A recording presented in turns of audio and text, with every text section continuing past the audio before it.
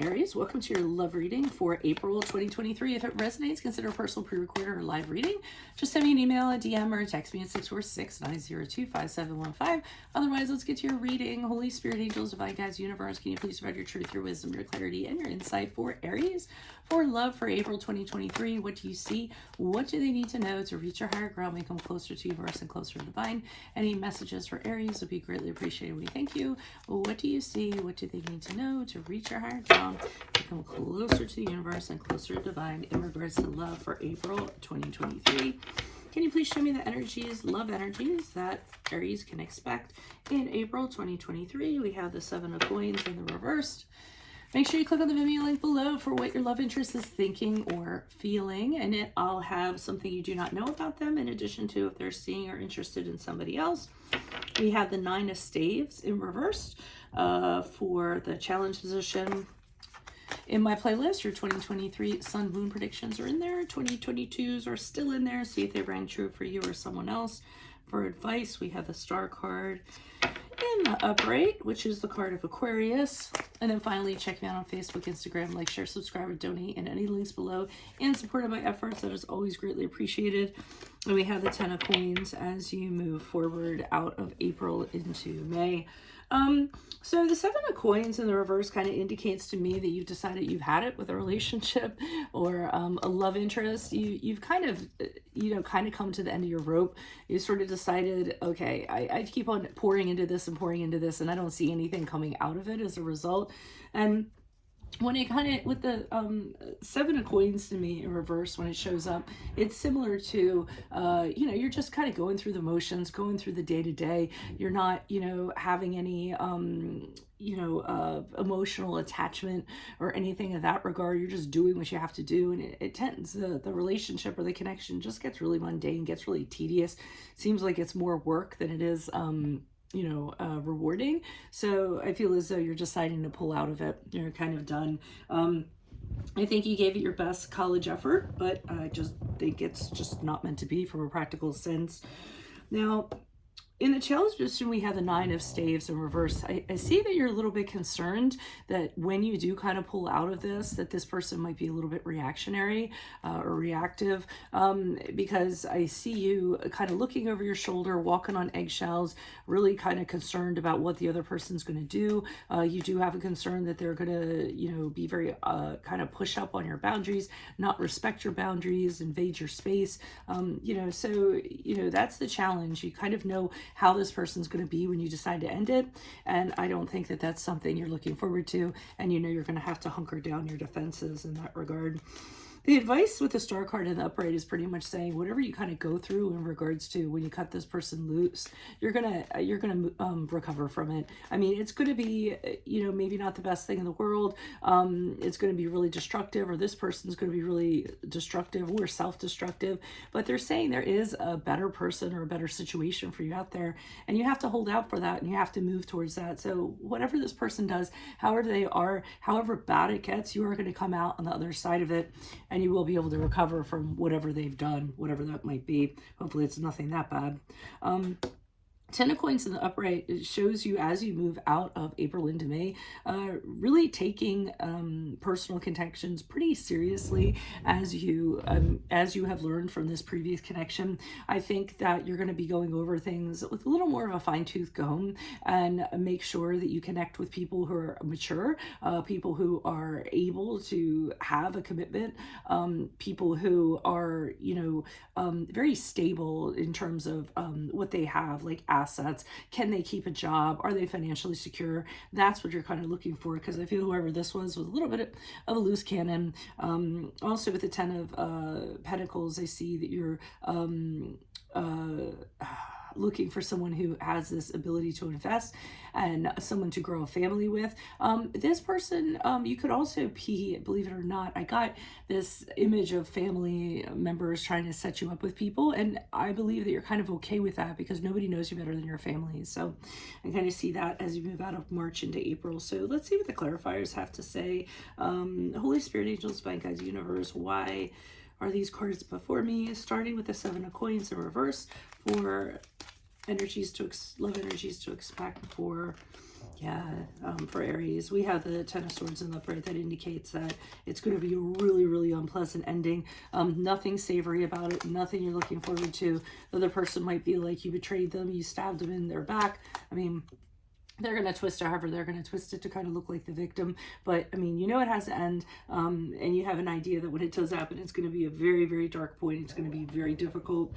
But the Moon card in reverse, which is the card of Pisces, indicates that you see it clear as day. I mean, there's no ifs, ands, or buts about it. You absolutely know that this person is doing nothing but influencing negatively on your life, and you want to move out of that kind of energy. And you also see how if it's impacted your life, how it's affected you, and you have kind of you did kind of confront any kind of feelings or fears, anything that you had. You kind of hashed those out to make sure that you were kind of doing the right thing. But I can kind of see with the Two of Wands in reverse, you can't count on this person. They can't pull their weight. They can't be trusted.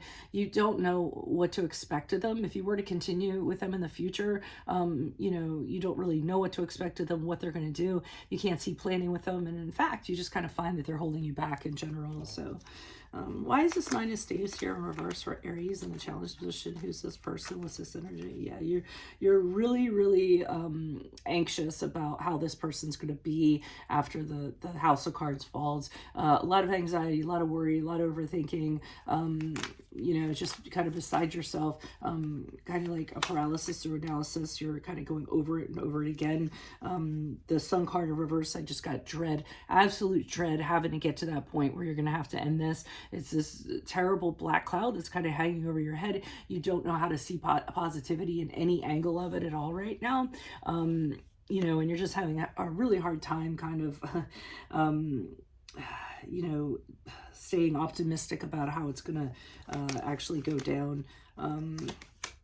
And the Magician card in the upright, and the Magician card in the upright, I'm kind of getting that no matter how you kind of use your energies or your magic or anything, you know, everything that you're going to use is going to fail you. So that's just your general perception right now. So this person is probably quite a force if you're kind of dreading them this much. Why is the Star card here in the upright? Who's this person? What's this energy? I just get dread, dread, dread. Okay, so I feel like you are going to move on, you're going to recover, but there's a few times, they're letting you know there's at least one time this person's going to come back, and it's going to be in the context of, I haven't gotten all my answers, I haven't got my closure, you owe me something. They aren't going to just happily go on their way. They're going to find an excuse to kind of come back and make it seem like you made a wrong choice. You guys still have stuff to talk about, things of that regard. I think you're going to let them, what they're saying, you need to let them know and be very, very to the point that there's nothing to talk about. And here you are either moving on your way, realizing that we're sending them on their way. One person's abandoning the other entirely. I think it's you kind of sending them on their way, saying there's really nothing left to talk about. We have nothing. Yeah, the Hangman card in the reverse is, again, I'm not going to compromise. I've kind of decided how things are going to be. I'm not just going to be hanging out in this, I'm sorry, they're telling you, you know, that you might want to put in the context of, I'm just not going to be hanging out waiting for you to get better. You know, I've drawn the line. That's how it's going to be. So you have to be very abrupt, very to the point with this person, which shouldn't be too hard for you guys, but I think you have to nip it in the bud. If you kind of make it seem like if you leave a crack, they're going to try to, they see it as a door and try to come in.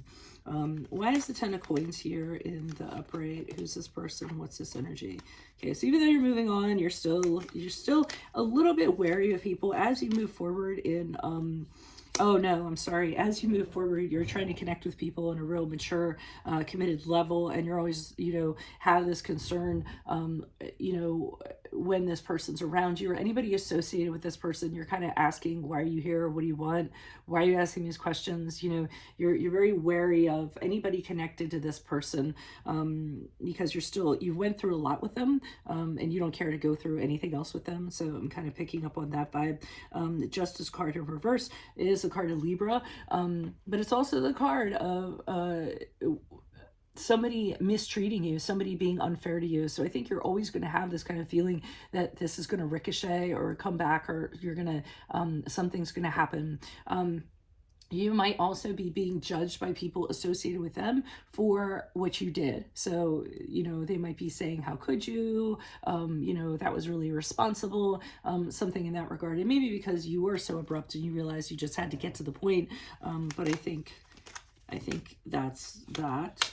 Queen of Pentacles in the upright is just you continuing to focus on what you're going to focus on. Believe it or not, as you move forward, you're gonna stay single, not in a real rush to get into any kind of connection, but you are doing your homework, so that when you do connect with someone, you make sure that they're solid and, as much as you can to a degree, and make sure they're not willy-nilly. So that's what I'm seeing for you all. If it resonates, consider a personal pre-record or a live reading. Email, DM me, or text me 646-902-5715. Otherwise, click on the Vimeo link below for what your love interest is thinking or feeling, and that spread will have something you do not know about them, in addition to if they're interested in or seeing somebody else. In my playlist are your 2023 sun moon predictions. 2022s are still in there. See if they rang true for you or someone else, and then look me up on Facebook, Instagram, like, share, subscribe, or donate in any of the links below in support of my channel, even if it's just in the comments. Otherwise, Aries, I will see you in the Vimeo. Adios from Veronica Garnet. Bye.